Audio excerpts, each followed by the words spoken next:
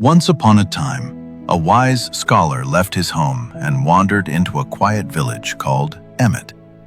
He was tired of the noisy world and wanted peace to study his books. In the middle of the village stood an old, beautiful house with a lovely garden full of flowers. People whispered it was haunted, but the scholar didn't care. He rented it right away. That first evening, he sat at his wooden table, reading by candlelight. The room felt calm until suddenly the sound of hundreds of tiny hooves filled the air. Underneath the perfume and roasted spice, there was another smell: damp earth. He didn't think about it then. Slowly, he got used to it. Galloping straight into his room came an army of knights, each one no bigger than your fingernail. Their horses were the size of flies. They carried hunting falcons and dogs as small as gnats. The scholar froze, eyes wide. He could see every detail. The tiny knights rode straight to the corner where his simple bed stood. They set up a grand hunt with tiny bows and arrows. Birds and animals no bigger than grains of rice scattered across the floor. The scholar watched, heart pounding, as they celebrated their catch. Then came a long procession. Banners waved. Soldiers with swords and spears marched in perfect lines. Hundreds of servants followed, carrying curtains, tents, tables, chairs, pots, plates, everything needed for a royal feast. The scholar sat very still. At first, his hands shook. But night after night, the same thing happened. Slowly, he got used to it. He could even hear their faint voices clearly. One evening, a bright-colored banner appeared. Behind it rode a proud figure in a scarlet hat and flowing purple robes. Thousands of tiny guards surrounded him. Runners with whips cleared the path. A man in an iron helmet raised a golden axe and shouted in a surprisingly loud voice, "His Highness is graciously pleased to look at the fish in the purple lake." The king, in scarlet, climbed down from his horse.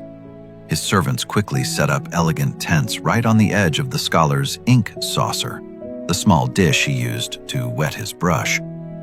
They prepared a huge banquet. Musicians played faint, beautiful music on tiny pipes and flutes.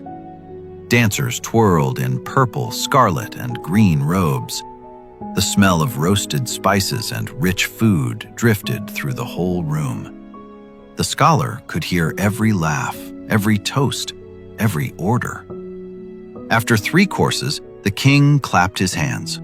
"Quick! Bring the nets and lines!"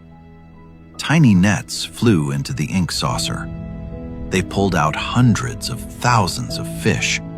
The king himself cast a line in the shallow water and proudly caught a dozen bright red carp. The head cook prepared the fish. The delicious smell filled the air.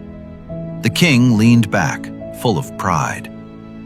Then his eyes fell on the scholar, the big, quiet man sitting at the table. In a loud, mocking voice, the king said, "I know nothing about the writings and customs of wise men, yet I am a great king, honored by all. Look at that scholar over there. He wastes his whole life on dusty books and stays poor and forgotten. If he begged to serve me faithfully, maybe, just maybe, I would let him join our feast." The words hit the scholar like a slap. All his hard work, all his lonely nights studying, reduced to a joke by this tiny, arrogant king. Anger rose in his chest. His face grew hot. Without thinking, he grabbed the heavy book in front of him and slammed it down toward the saucer. In an instant, the tiny world exploded into chaos. Knights, servants, and the proud king scattered in panic. wriggling and crawling toward the door. The scholar followed them outside, eyes burning. He watched exactly where they disappeared into the ground. He grabbed a shovel and dug. There, beneath the earth, he found a massive ant's nest, as big as a barrel, crawling with countless green ants. Without hesitation, he built a fire and smoked them all out. The proud kingdom of the ants was gone in moments. Someone came to mind just now. There's a person who looks at your quiet life and decides it means nothing. You work hard. You don't make noise about it. You don't announce every small win, and they read that silence as proof you're falling behind. So they talk down to you, make jokes at your expense, ask when you're finally going to do something with your life. They mistake quiet for weak. They always do. But they only see the part of you that you let them see. They have no idea who they're talking to. Let them talk. They're guessing. If someone underestimated you, write quiet below.